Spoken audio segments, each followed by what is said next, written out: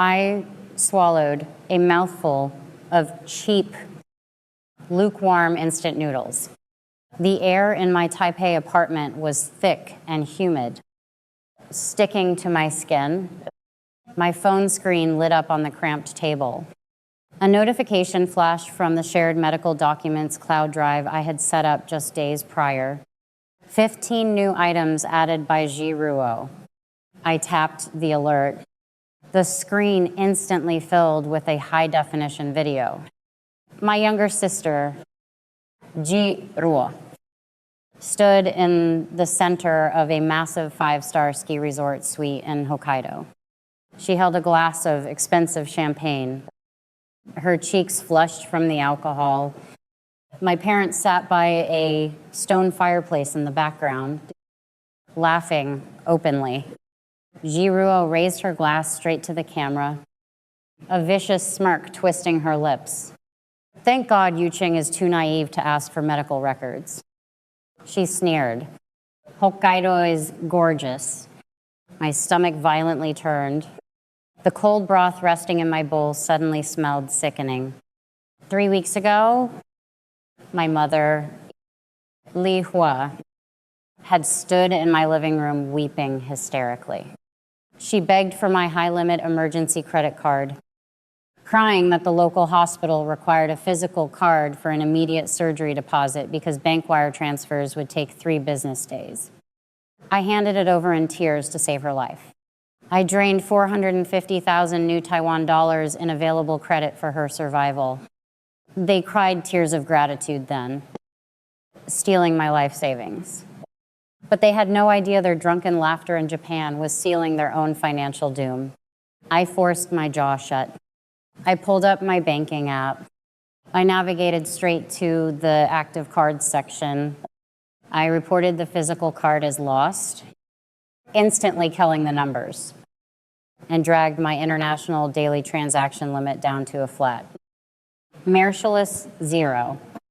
The luxury hotel would try to authorize the rolling incidental deposit at midnight.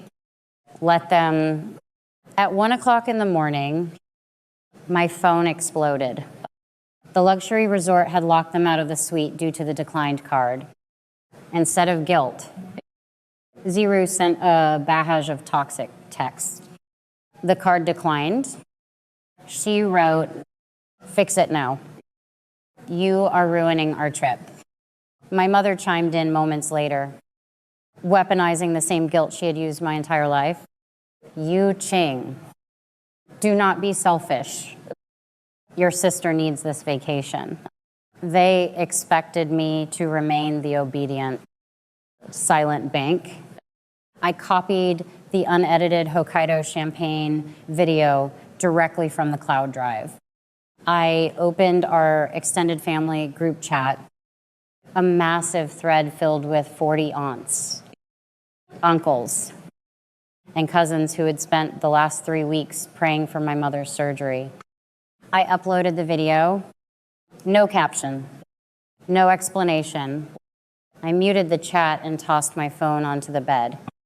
Within minutes, the relatives tore them apart. The illusion of the poor, sick mother was shattered globally. 2 days later, they fled back to Taiwan in absolute disgrace. My phone buzzed with a new voice note from Jiruo. Her voice trembled, thick with heavy tears. "Yuqing, I am so sorry." She sobbed. "The money corrupted me. Please, let us talk and have a fresh start." For a split second, the older sister and me wanted to soften. But Jiruo was not acting out of remorse. She was cornered. The Hokkaido resort was legally threatening her for the unpaid suite damages. The next morning, she showed up at the middle school where I teach. She caught me in the hallway, grabbing my arm. Her tearful apology vanished, replaced by a vicious snarl. "Turn the card back on and pay my hotel debt right now," she whispered. "Or I tell your boss you are a violent abusive addict who stole mom's surgery fund. I will end your career. She released my arm and walked straight into Principal Wei Cheng's office. She put on a tragic victim act with wide, crying eyes. She thought she had won. She forgot I deal with manipulative bullies every single day. I walked into the office. I did not panic. I simply pulled out my Apple Watch and placed it flat on the principal's desk. Knowing Taiwan is a one-party consent jurisdiction, I had quietly hit record the moment she grabbed my arm in the hallway. I pressed play. Ji Ruo's vicious, snarling extortion threat echoed off the quiet walls of the office. Her fake tears vanished entirely. Her face drained of all color, leaving behind a pale, stuttering mask of sheer panic. Principal Wei Cheng stood up. He cut off her frantic excuses with a sharp wave of his hand. Ms. Ji Ruo, you have exactly 30 seconds to leave my campus before I call the police for criminal trespassing and extortion. He said, his voice heavy with absolute disgust, and I will gladly testify for you, Cheng. He walked over and opened the door. Before she could run, I pulled a formal legal attest letter from my bag and dropped it on the desk. By bringing your lies to my employer, you just committed criminal defamation. I said, my voice ice cold. You have 24 hours to post a public confession on your social media, or I sue you for fraud. That evening, the public apology went live. Ji Ruo was forced to humiliate herself for the entire world to see. Admitting to the fake surgery and the attempt to ruin my career, terrified of a lawsuit that would permanently bankrupt her. My father, Jian Guo, and my mother called in hysterics, blaming me for ruining the family name. I hung up the phone. I blocked their numbers. Every named relative who had participated in the lie was severed from my life permanently. Principal Wei Cheng personally ensured school security permanently banned my sister from the grounds. I sat by my window, watching the Taipei traffic flowing below. The silence in my apartment was no longer lonely. It was the sound of absolute freedom. I used to believe that if I just sacrificed a little more, I could finally earn my place in my family. I thought love was a transaction. I thought if I emptied my bank accounts and swallowed my pride, they would eventually look at me and see someone worth loving. But looking back at the ashes of what used to be my family, I realized something profound. You cannot buy respect from people who have fundamentally decided that you exist only to serve them. What Ji Ruo and my parents demonstrated was not just greed, it was parasitic entitlement. Narcissists convince you that your boundaries are acts of violence against them. When my mother faked an illness to steal my savings, she did not feel guilty. In her mind, my money was already hers. When Ji Ruo tried to destroy my career, she was not acting out of sudden anger. She was acting out of panic because the host organism had finally cut off the supply. Setting a boundary feels like a betrayal only when you have been raised in a cult of toxic loyalty.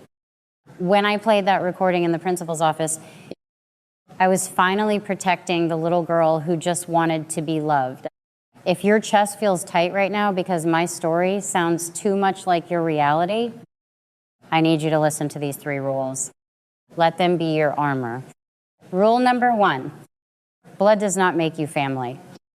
Loyalty, respect, and reciprocity do. Society weaponizes the phrase, but they are your family, to keep victims trapped in abusive cycles. Blood is a biological accident. True family does not lie to you, drain your life savings. and laugh at you behind your back. You owe nothing to genetics if genetics only brings you pain.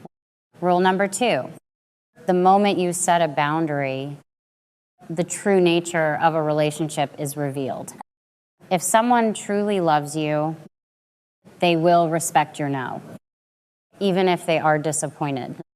If someone is using you, your no will be met with rage, smear campaigns, and manipulation.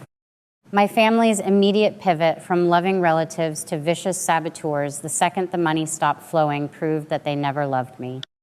They only loved what I could provide. Rule number 3, never negotiate your dignity to keep the peace. I almost fell for Ji Ruo's crying voice note. Empaths naturally want to heal, to forgive, to keep the peace, but a peace that requires you to shrink, to be stolen from, and to be disrespected is not peace at all. It is a hostage situation. Walking away and letting them face the legal and social consequences of their actions was the highest form of self-respect. I rebuilt my savings. I kept my career. I found my chosen family and friends who treat me as an equal, not an ATM. I sleep soundly every single night without the crushing weight of their expectations. So I have to ask you a question. Who in your life is currently cashing checks on your emotional bank account while leaving you completely bankrupt? What boundary have you been too terrified to set because you are afraid of the fallout? Share your story in the comments below. You are not alone in this fight. And sometimes the first step to freedom is simply speaking the truth out loud. Subscribe to the channel if you needed to hear this today. Stop setting yourself on fire to keep toxic people warm. I know exactly what you are screaming at the screen right now. You are yelling, why did she hand over her credit card in the first place? How did she not see this manipulation coming? Why did she wait so long to finally cut them off? Let me stop you right there. Yu Qing was not stupid. She was trapped in a psychological trap we call the slot machine effect, formerly known as intermittent reinforcement. When you grow up in a highly toxic family dynamic, they do not treat you terribly 100% of the time. If they did, you would simply walk away. Instead, they give you tiny, unpredictable crumbs of hope, a fake smile, a brief thank you, a rare moment where you actually feel included. You keep pulling the lever, emptying your pockets and draining your energy, hoping this next time will be the jackpot where they finally love you unconditionally. Yu Qing was not paying for a surgery. She was trying to buy her seat at a table she was never actually invited to.